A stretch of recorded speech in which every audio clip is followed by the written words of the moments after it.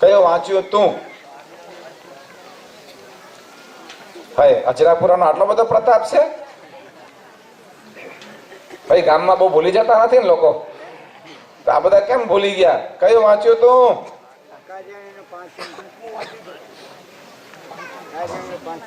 યાદ આવી ગયો ભાઈ, ગામનો વાત નથી. કારિયાણીનું પાંચમું. કોણ કહેશે?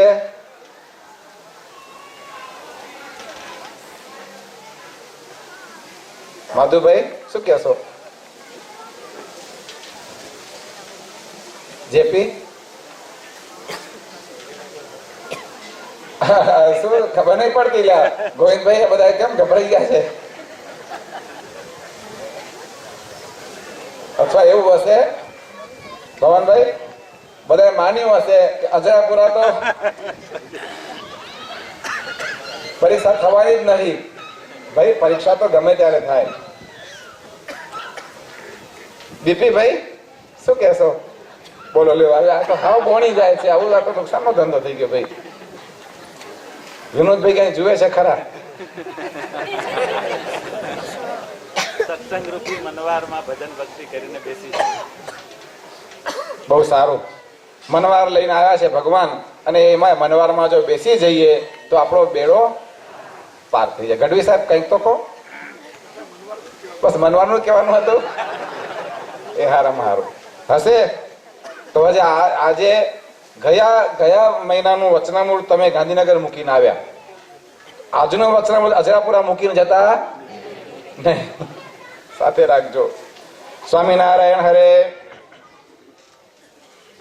સંવત 1877 આસોવદી અમાસ, જે દિવાળી, એને દિવસ ગામ શ્રી કારિયાણી મધ્યે વસ્તા ખાચરના દરબારમાં ઉત્તરાદે બાર ઓરડાની આગળ દીપમાળા પૂરી હતી, અને દીપમાળા મધ્યે મંચ બાંધ્યો હતો ને તે મંચ ઉપર છપ્પર પલંગ બિછાવ્યો હતો.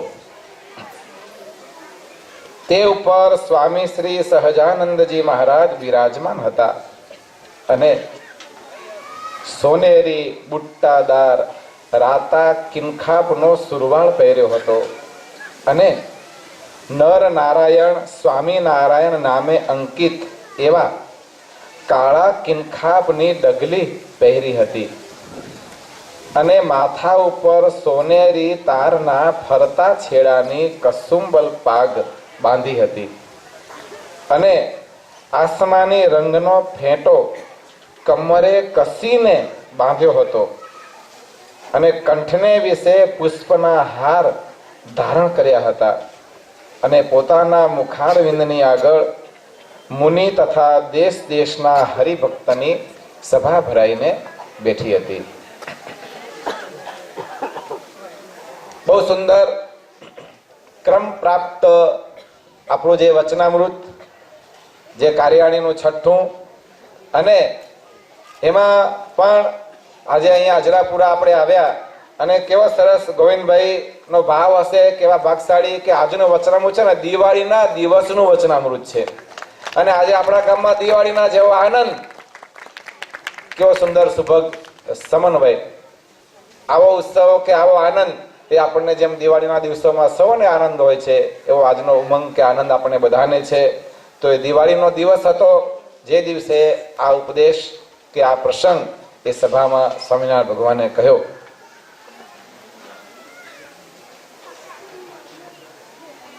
પછી દીવ બંદરના હરિભક્ત આવ્યા હતા. તેણે શ્રીજી મહારાજની પૂજા કર્યાને અર્થે પ્રાર્થના કરી. દીવ બંદરથી ભાવિક ભક્ત આવ્યા, અને એમણે કહેવરાવ્યું, પ્રાર્થના કરી કે મહારાજ અમારે આપનું પૂજન કરવું છે.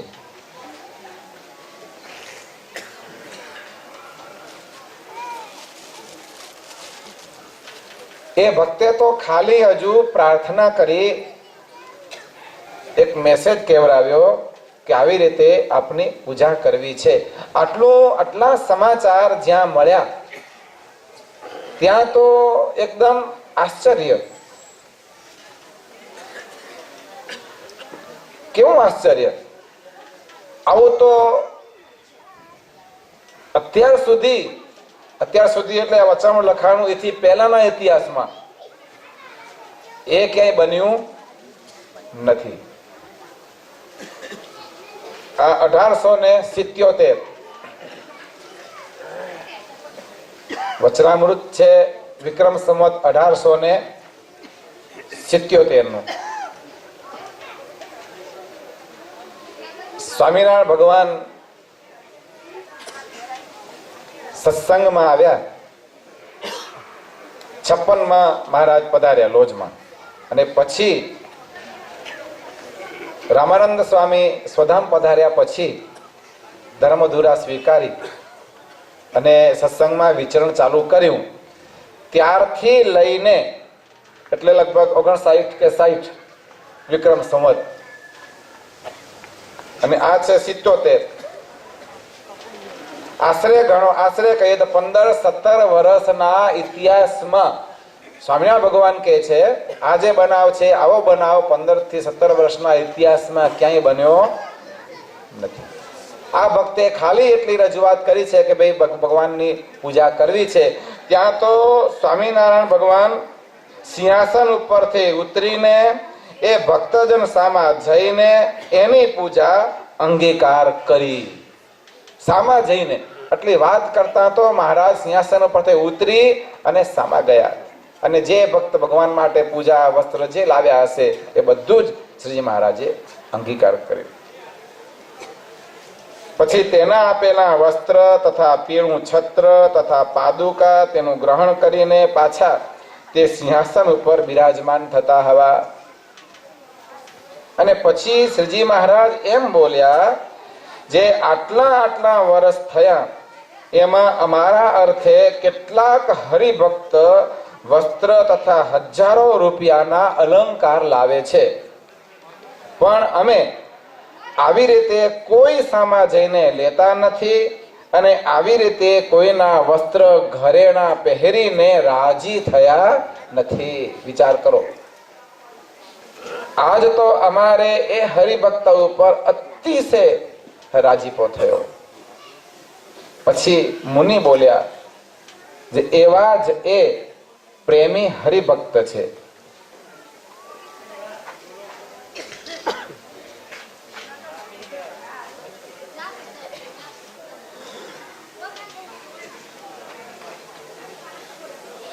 સંતોએ કહ્યું, જ્યારે ભગવાન એક વસ્તુ તો અનાદિકાળથી પુરાણો, શાસ્ત્રો, વેદો, ઇતિહાસો જે પણ આપણે વાંચીએ, શ્રવણ કરીએ, બધું થવું સારું, પણ કોઈ દી ભગવાન થવું નહીં. ભગવાનને ઘણી મુશ્કેલી હોય છે. હા, આપણે વાંચીએ એટલે કોઈ કવિ કહી ગયા છે ને, યા ગડવૈયા મારે ઠાકોરજી નથી થાવું, છે ને કોઈક ભજન છે, મારે ઠાકોરજી નથી થવું. ભાઈ તમને કોઈ બંગલામાં પૂરી તાળું મારીને જતા રહે, તમારે શું દશા થાય? ભગવાનનું તો એવી સ્થિતિ, ભગવાનને તો પૂરીને પૂજારી જતા રહે. ઘણી વાર તો ક્યાંક ભગવાનને થાળ જમાડ્યા અને ક્યાંક ન જમાડ્યા. અને એમાંય વળી કોઈક ભાવિક ભક્ત હોય, એક એવા ભક્ત હતા, તે આ તમને કેમ વાત કહું છું, ભગવાન થવું કાઠું કે ભગવાન ન થવું, કે એ આપણા વચનામૃતના પ્રસંગમાં એ રીતે આવે છે કે ભગવાન હંમેશા એક ભાવનાના ભૂખ્યા હોય છે. અહીંયા લખ્યું પ્રેમી ભક્ત, તો ભગવાનને કોઈ પણ રાજા ધીરાજ હોય, કોઈ મોટો અધિકારી હોય, અમલદાર, ભગવાનને કોઈ વશ કરી શકતું નથી. ભગવાન હંમેશા જ્યાં પ્રેમ ભાવ હોય એ ભગવાનને ગમે. પ્રેમી જનને વશ પાતળીઓ. એવા જે પ્રેમી ભક્ત એમ કહ્યું, તો આપણે એમ નહીં માનવાનું કે એ આવા વસ્ત્ર લાવ્યા હતા, આમ હતું ને એટલે મહારાજ એમની સામે ગયા.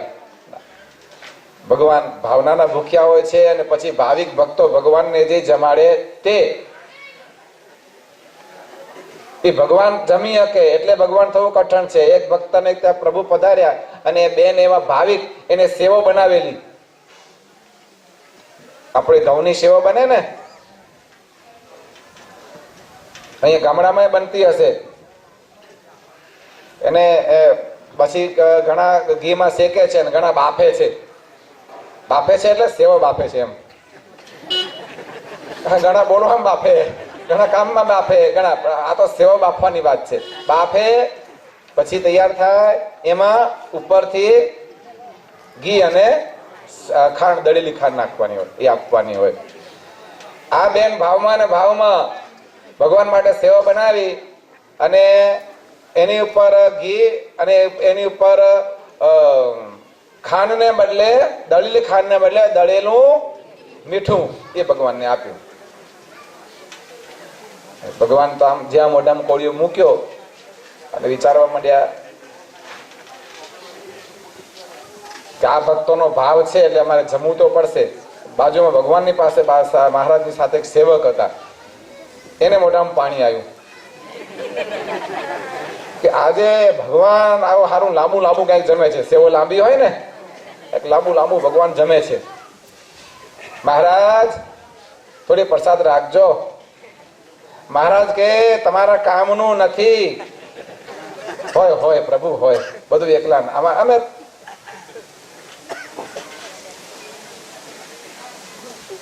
જેટલી સેવાઓ હતી ભગવાનના એ બધી જ પ્રભુ પોતે જમી ગયા. એક તણખલું રહેવા દીધું નહીં. શું કામ નહીં રહેવા દીધું? એ બાઈ પછી જમત, એને કેટલું દુઃખ થાય. સારું મેમ. અને બેન પાછા આવ્યા, મહારાજ બીજી લાવું, હજુ બીજી પર સાકર લાવું. મહારાજ કે આટલી ઘણી, આટલા સુધી તો ઠેકાણે વાન પહોંચાશે.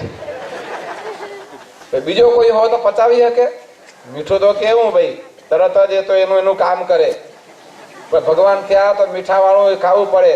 હવે અહીંયા જેમ આવ્યો ને એ મને આ પ્રસંગ આવ્યો ને તો દ્વારિકાનો પ્રસંગ યાદ આવ્યો. દ્વારિકામાં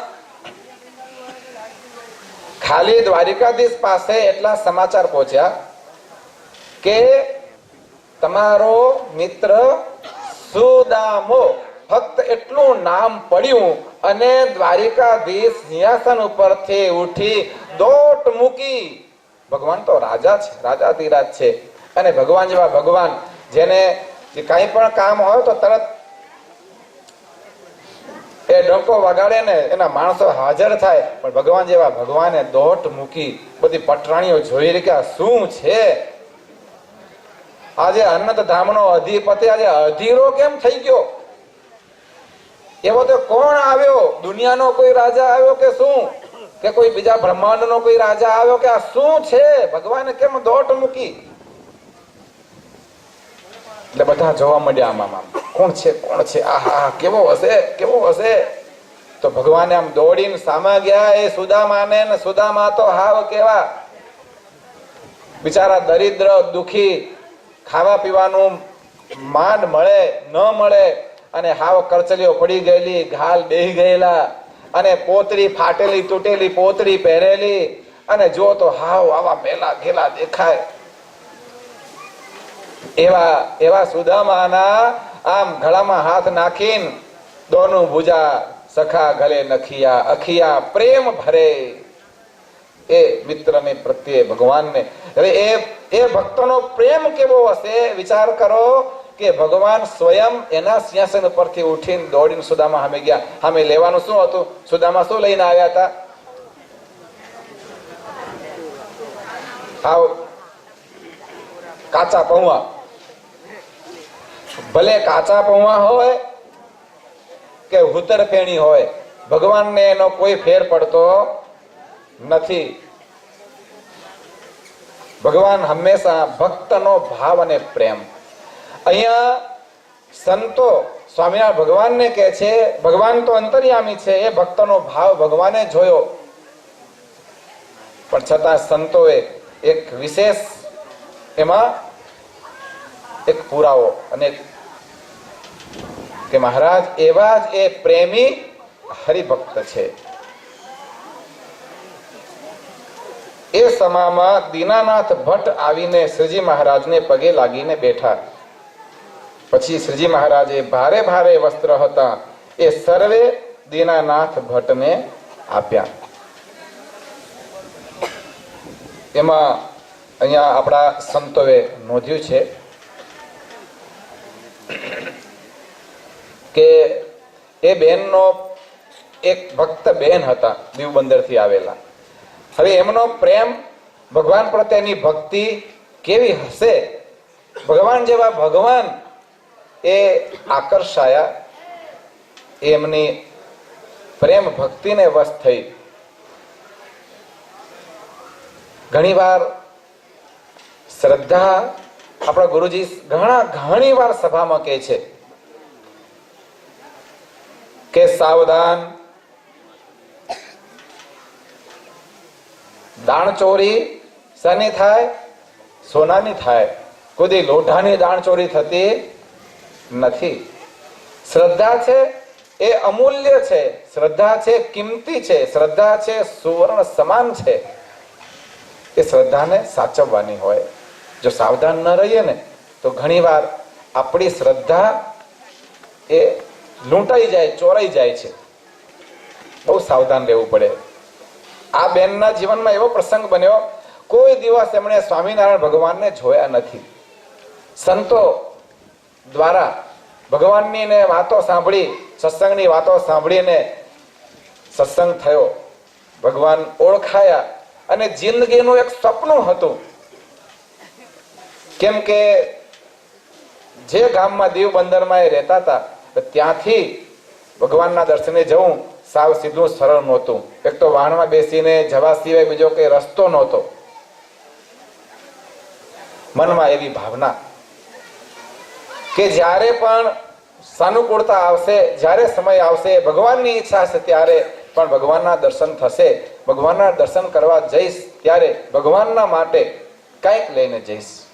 અને એમણે બહુ જ ભાવથી ને પ્રેમથી ભગવાનના માટે સરસ એવા વાગા, વસ્ત્રો,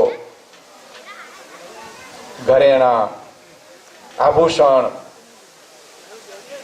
બહુ ભાવથી એમણે બનાવરાવી તૈયાર કરીને રાખેલું. દરરોજ ભગવાનને યાદ કરે. એક દી મારા ઈષ્ટદેવના દર્શને જઈશ ત્યારે બધું જ ભગવાનને અર્પણ કરીશ. આ સમાચાર એક ઠગને મળ્યા. મેં કે ઠગ જાણી ગયો ગમે તે રીતે, અને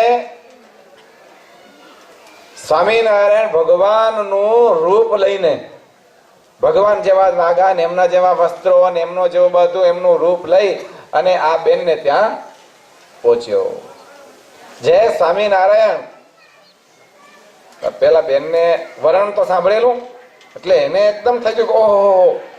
એટલે આ કે છે, ઠગ કે છે કે અમે તમારા સ્વામિનારાયણ ભગવાન, જો તમારી ભાવના હતી તો આજે તમારે ત્યાં અમે ચાલીને આવ્યા છીએ. એટલે પેલી બેન તો ગાડી થઈ ગઈ. ઓહો, બધા આપણા કઈ ભાઈ વિજાપુરના વજીબા જેવા ના હોય ને, ઘણા ભોળા ભક્તો હોય, વજીબા જેવા હોય તો એકવાર તો કસોટી કરે, ભગવાનની કસોટી ભક્ત કરે. હો, ભગવાનને એમાં પાસ થવું પડે.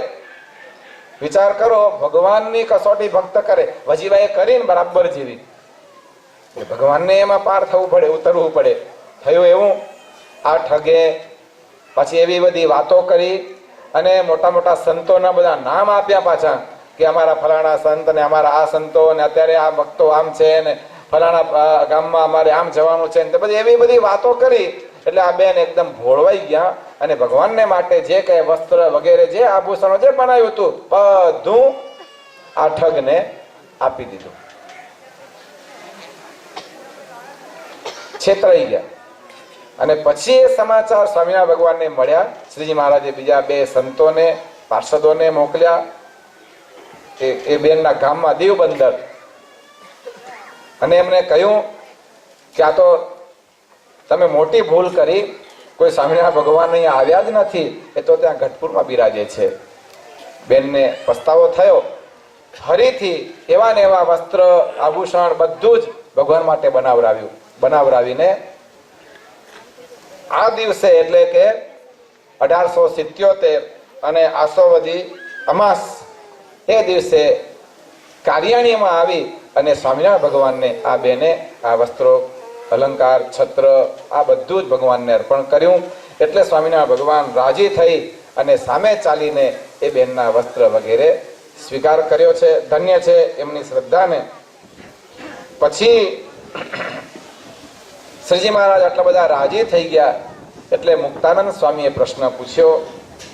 પછી મુક્તાનંદ સ્વામીએ પૂછ્યું જે હે મહારાજ, ભગવાન પોતાના ભક્ત ઉપર કયે ગુણે કરીને રાજી થતા હશે?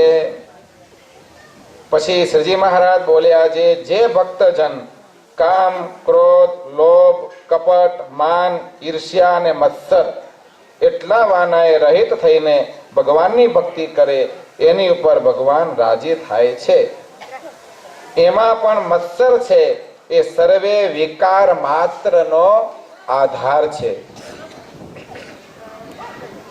માટે શ્રી વ્યાસજીએ શ્રીમદ ભાગવતને વિશે નિર્મત્સર એવા જે સંત તેને જ ભાગવત ધર્મના અધિકારી કયા છે. માટે મત્સર એ સર્વ વિકારથી ઝીણો છે અને મત્સર ટળવો એ પણ ઘણો કઠણ છે. ઝીણો છે અને ઘણો કઠણ છે. એટલે આ મચ્છરને ઓળખો ને તમે. ઈર્ષ્યા ને તો ઓળખો, બરાબર? ઈર્ષ્યા અને મત્સર, હા, મચ્છર નહીં. ખાસ ચોખવટ કરવી પડે છે. ઘણી વાર બોલવામાં ગોટા વળી જાય, સાંભળવામાં ગોટા વળી જાય. તો કહ્યું તું કાંઈ ને કર્યું કશું, આંખનું કાજળ કપાળે ઘસ્યું, એવું ઘણી વાર થઈ જાય. હવે મત્સર ને કેમ ઓળખવો?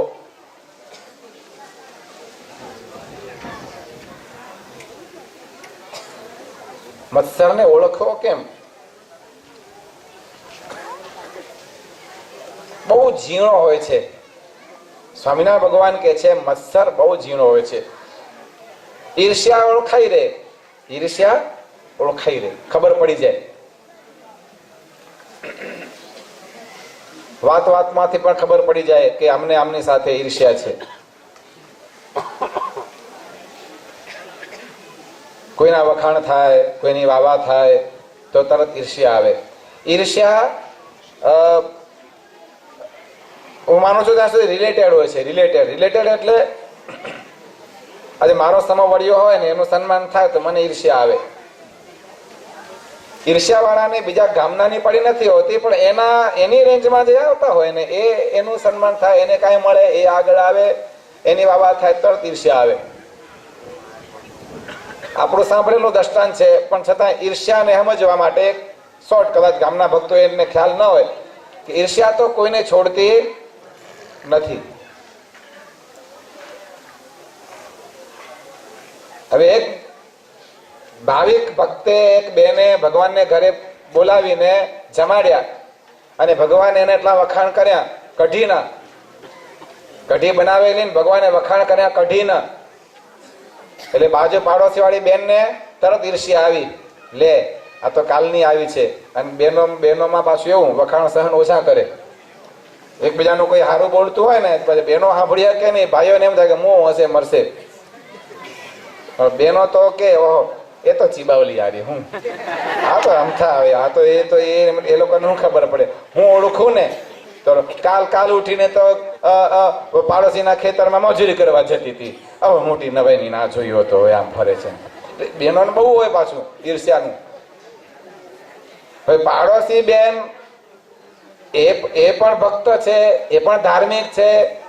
હવે ભગવાન છે સ્વામિનારાયણ ભગવાન આ બેનના કઢીના વખાણ કર્યા ને એને એમ થઈ ગયું કે હારી આમથી કશું બનાવતા આવડતું નહીં ને વળી હમણાં સારું બની ગયું હશે ભગવાનની ઈચ્છા. એમાં તો ભગવાન કે બહુ સારું. 5 માણસો વચ્ચે વખાણ થાય, સહન થાય નહીં, એટલે એને ઈર્ષ્યા આવી. ભગવાનને કે મારે ઘરે કાલે આવો તમે થાળ જમવા. શું કામ બોલાયા? પ્રેમ નહોતો. શું હતું? એના વખાણ થાય વળી.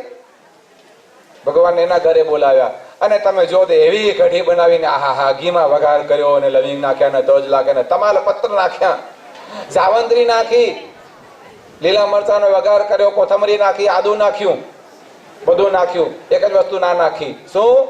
પ્રેમ. અને મેં નાખી પ્રેમના બદલે ઈર્ષ્યા. ભગવાન એના ઘરે થાળ જમવા પધાર્યા, જમ્યા, થોડુંક જમ્યા, મૂકી દીધું પણ કઈ બોલ્યા નહીં. એક અક્ષરે બોલ્યા નહીં કે કઢી આ રીતે છે એવું. અને ઓનું તો મોઢું પડી ગયું.